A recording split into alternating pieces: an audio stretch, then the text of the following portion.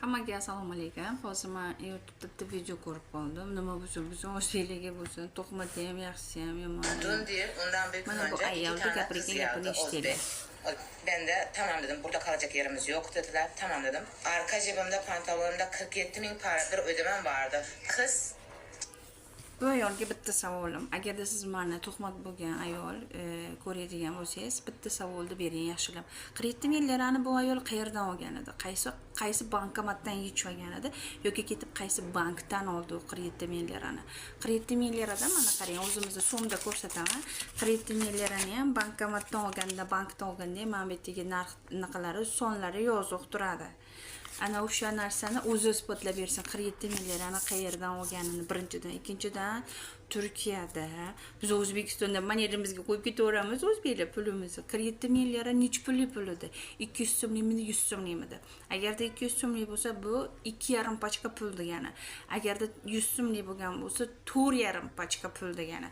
Birinchidan, ikkinchidan Turkiyada hammada bilasizlar, musofirlar mana bunaqa so'mkacha tutib yuramiz. Hamma narsamizni yo'qotib qo'ymaylik, o'zimiz yonimizda tursin-da.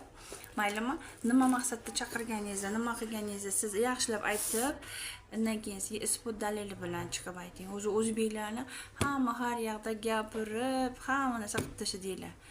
Ikamat izin mana shu sababdan berilmayapti. Ikamat izinlarimiz Turkmaniston, Qozog'iston, Qirg'izistonlarga osongina olingan joyda o'zbeklarga berish juda qiynalib ketyapti.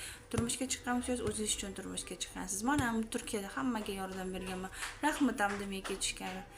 Annamasa ketishaverganman. Uyimga olib kelib, mehmon qilib haftalar chaqirganman men ularga. Lekin men bu gapirgan gapingiz noto'g'ri. 47 ming lirani siz qayerdan oldingiz va qachon oldingiz, qaysi bankdan oldingiz? Va pullaringiz nech pulli edi?